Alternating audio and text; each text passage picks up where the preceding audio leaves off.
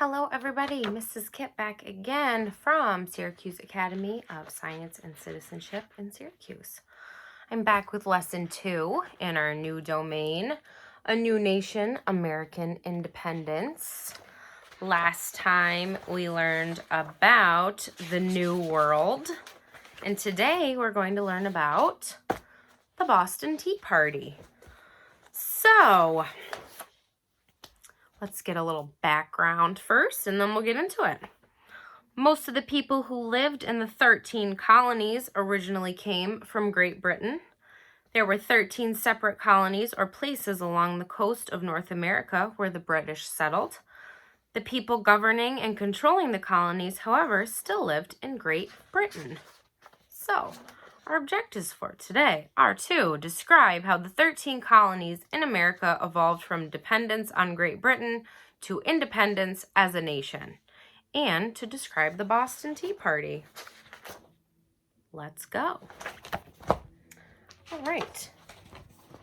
So we are looking at the 13 colonies again, and there's us, New York. Ooh.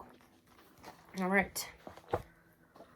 For a long time, almost everyone who lived in America was proud to be a British citizen ruled by the King of Great Britain. But then things began to change. The King and the British government, or Parliament, had spent a lot of money helping to set up and protect the colonies. To help pay for these expenses, Parliament decided to make the colonies in America pay taxes to Great Britain. Uh-oh. Let's find out what taxes are. Taxes are extra money people pay when they buy certain things. For example, today we may pay taxes when we buy clothes at a department store, food in a restaurant, or gasoline for the car. Depending on the state where you live, you might have to pay $1 or $2 more for your new shirt than what's listed on the price tag, or a few extra cents for your sandwich than the price listed on the menu. But these stores do not keep this extra money. They must give the extra money or taxes to the government. These days we vote and elect representatives or people to represent us in the government. These people make decisions about how to best spend the taxes to provide public services that benefit all who live here. The government uses the taxes to help pay for things that everybody needs, like schools, public transportation, roads, water and garbage service, police and fire protection, and other public services. Many people agree that it's good to use their money, but they don't mind paying taxes for a good cause. All right.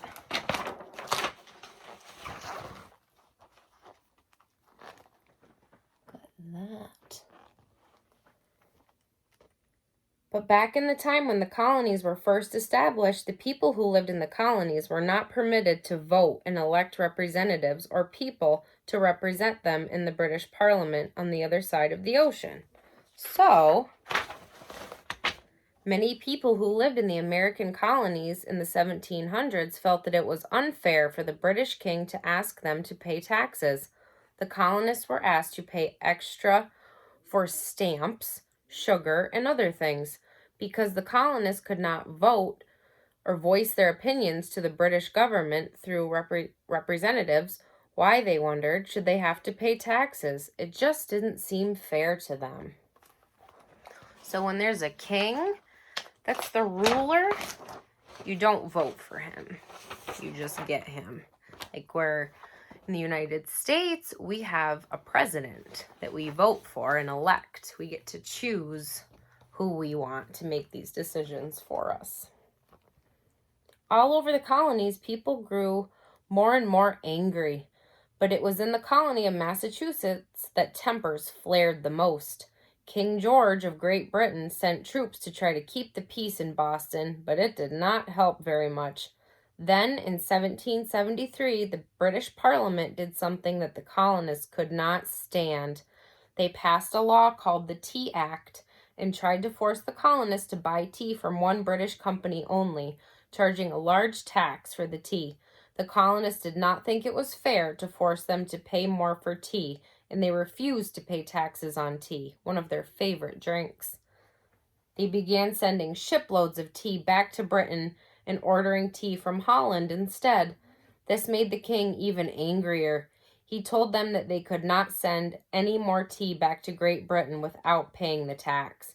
Because of this, the colonists of Massachusetts revolted, or rose up, against the British king. They decided that they would not accept the king's decision.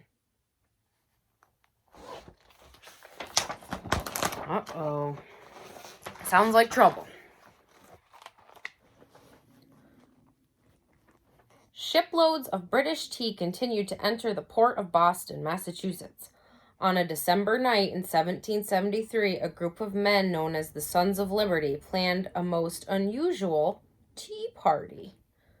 Smearing their faces with soot, grease, and streaks of red paint, they stuck feathers in their hair, disguised as Mohawk Native Americans, a common symbol of freedom at the time. They made their way down to the harbor, or water along the coast. Climbing aboard 3 British ships, they dumped 342 chests of valuable tea into the Boston harbor. This meant that the British lost tea and money. This event became known as the Boston Tea Party. What do you think the water looked like with all that tea dumped in it?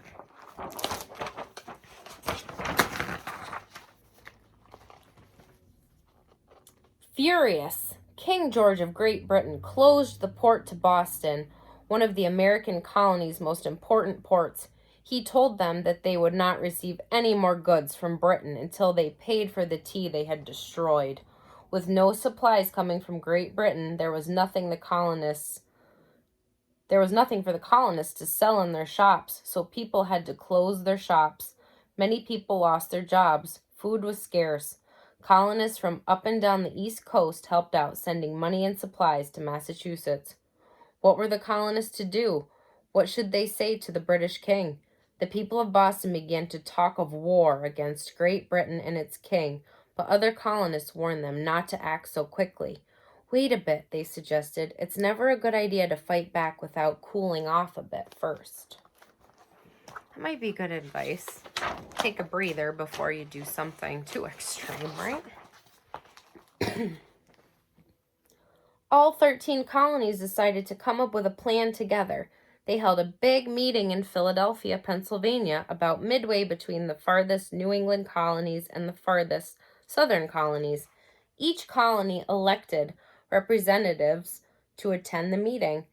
It was the first time that representatives from all the colonies, except Georgia, met together in one place. They called themselves the Continental Congress.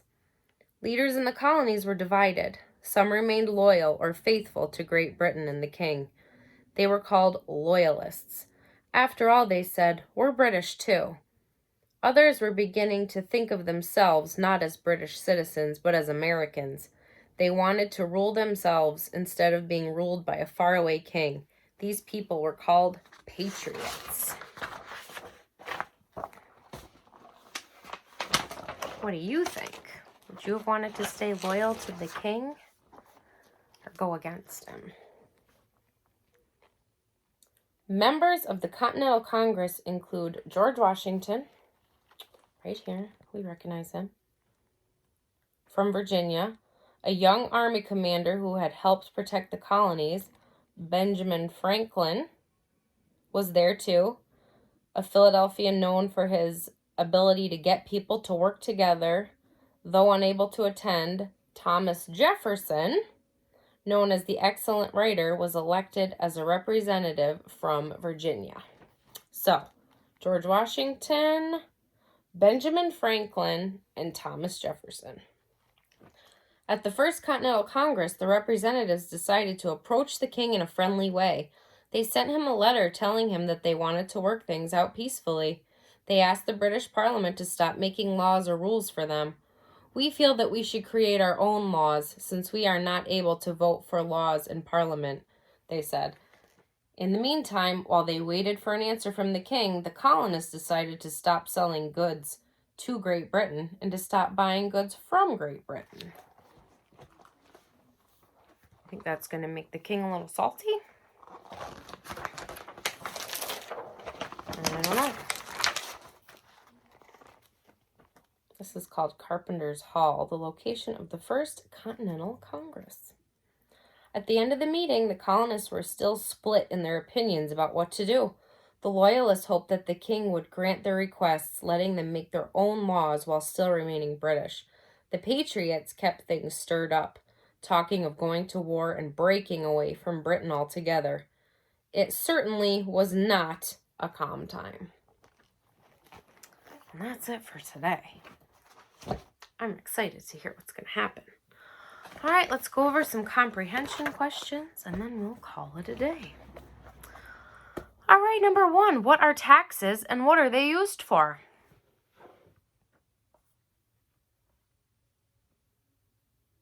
They are extra money paid for goods you buy that government uses to help pay for public services, such as schools, police, and fire protection, water and garbage services, stuff that we all use.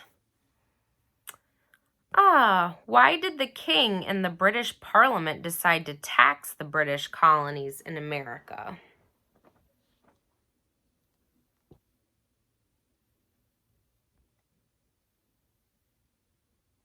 They wanted to get some money, and the British Parliament had spent a lot of money to help set up and protect the colonies. How did the British colonists feel about being taxed?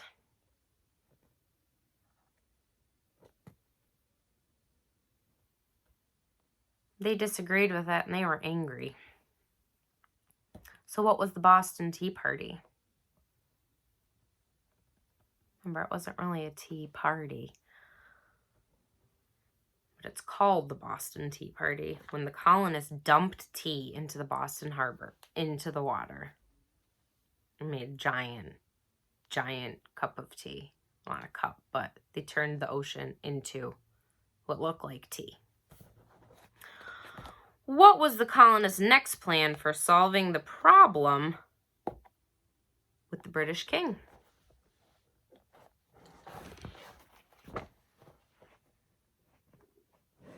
Remember, we had some that wanted to be loyal to the king, and other ones said, no, let's go to war. We don't want to have to listen to the king. He didn't even live here. He shouldn't be in charge of us. So they had a meeting called the First Continental Congress, and they wrote the king a letter. Remember, back then they couldn't call the king. They couldn't email him. They had to write a letter and wait a very long time to get a response. Did everyone agree on what should be done? No, they did not. Some colonists, the Loyalists, wanted to remain loyal to the king and do what he said, while others, the Patriots, wanted to rule themselves. They didn't want to listen to the king's rules or pay his taxes. So, an important vocabulary word from today is the word harbor. In the read aloud you heard, climbing aboard 3 British ships, they dumped 342 chests of valuable tea into the Boston Harbor. A harbor is a protected body of water that is deep enough for ships to set anchor. A harbor has port facilities where ships load and unload goods. The workers unloaded crates of fruit from the ship in the harbor. Have you ever visited a harbor or seen a picture of a harbor in a book?